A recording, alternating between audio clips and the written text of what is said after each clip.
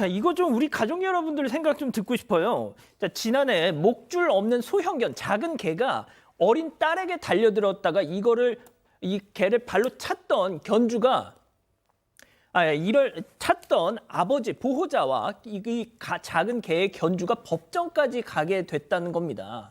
자, 그런데 어제 그 사연 속에 그 보호자 아이의 아버지가 후기를 올렸어요. 자, 이 기자가 일단 다시 한번 좀 정리를 해주시죠. 네, 당시 사건부터 좀 정리를 해보겠습니다. 지난해 말에 글쓴이의 가족들은 외식을 하려고 같이 집 밖으로 나왔는데요. 갑자기 저편에서 작은 강아지 한 마리가 달려오더니 딸을 향해서 짖기 시작합니다. 그러면서 이제 딸은 트라우마가 있었는데 이제 강아지가 계속 짖고 자기한테 달려드니까 울면서 도망을 치는 상황이었고요. 소형견이 이렇게 계속 짖으면서 딸을 향해서 달려드니까 글쓴이는 딸을 보호하기 위해서 개를 발로 찼던 그런 상황이었습니다. 자, 찼습니다. 견주도 달려왔습니다. 아이고 죄송합니다가 아니었죠?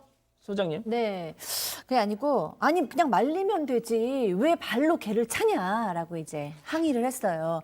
그러니까 이 아이의 아버지는 이게 뭐 강아지를 그럼 설득하냐? 내가 그럼 못한 강아지한테 뭐 설득이 안 되니까 일단 내 딸을 보호하기 위해서 발로 찼다. 그러면서 뭐라고 얘기를 했냐면 만약에 내 딸에게 입질까지 했으면 밟아서 죽였을 것이다. 라고까지 강력하게 얘기했다고 합니다. 이야.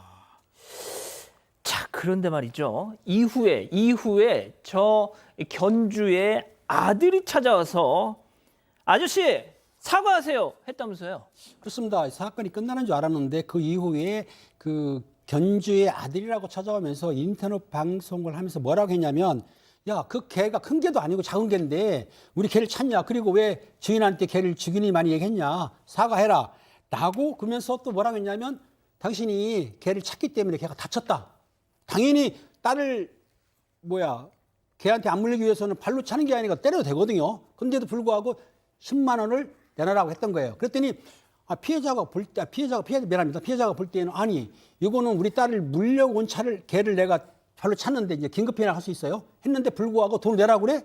너 법으로 해 그럼 나 못 주겠어. 라고 해서 다툼이 벌어진 거죠. 둘이 이제 다툼하고 욕설을 하다 보니까 그 견주의 아들이 경찰에 신고를 해서 경찰이 찾아오게 됐습니다. 자, 그럼 여기서 체크포인트 짚어보죠. 내가 동물 학대범.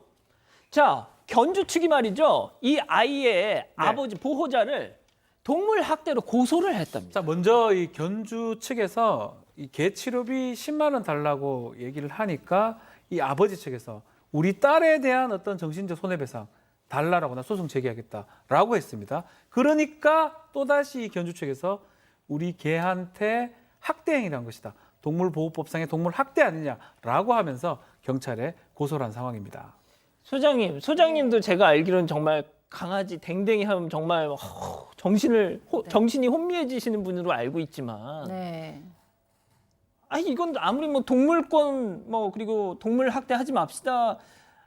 그거랑은 또 다른 문제죠. 사람이 먼저잖아요, 그래도. 그러니까요. 저도 이제 아이도 키웠고 강아지도 기르는 이제 첫째는 아들이고 둘째는 강아지냐 뭐 이렇게 얘기 듣고 있는 사람인데 그래도 강아지가 사람을 이렇게 달려올 때는 사람 먼저죠. 그리고 아이 먼저죠. 그건 뭐 당연히 자연스러운 마음 아니겠습니까?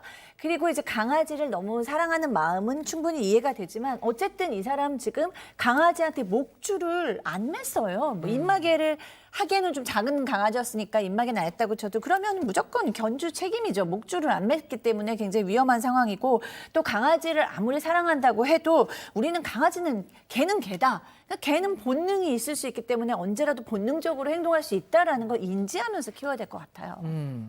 자, 그러면 그 고소전의 결과는 어떻게 나왔습니까? 네, 견주는 이제 동물학대로 글쓴 분을 고소를 했는데요. 글쓴 분에게 유리한 결과가 나왔습니다. 경찰이 CCTV를 확인을 했고 이건 정당한 방어로 보인다라고 하면서 내사 종결을 했는데요.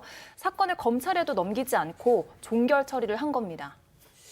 자, 이후에 또 이게 민사로까지 갔어요. 그렇죠. 이 사건 김은배 팀장님 조금 말씀하셨지만 처음부터 처벌받을 수 없는 사건입니다. 뭐 법적으로 말하면 긴급 피난에 해당할 겁니다. 저런 상황이 온다 그러면 누구라도 딸을 보호하기 위해서 과하지 않은 측면에서 저 방어 행위를 할 거라고 보이는데 그렇기 때문에 내사로 끝나는 조치가 됐는 거고 그 이후에 이 작성자 같은 경우는 아버지 같은 경우는 상당히 화가 나서 딸에 대해서 이렇게 했던 거에 대해서 손해배상 청구를 했고요. 민사 손해배상입니다. 위자료 500만 원하고 뭐 치료비 등등 1,000만 원을 돈을 달라라고 손해배상을 하니까 그때서야 이제 견주가 연락이 옵니다. 합의하자. 네, 미안합니다. 미안합니다. 한 350만 원 정도로 합의를 봅시다라고 하고요.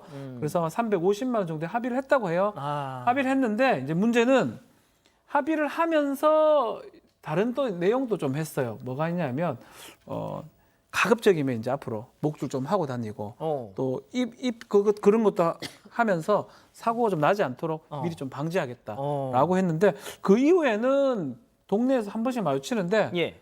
목줄 잘하고 다니는가 봐요. 아 진짜. 또박또박 걔가 이제 걸어 다니고 예. 그렇게 하면서 잘 마무리됐다라고 지금 얘기를 하고 있습니다.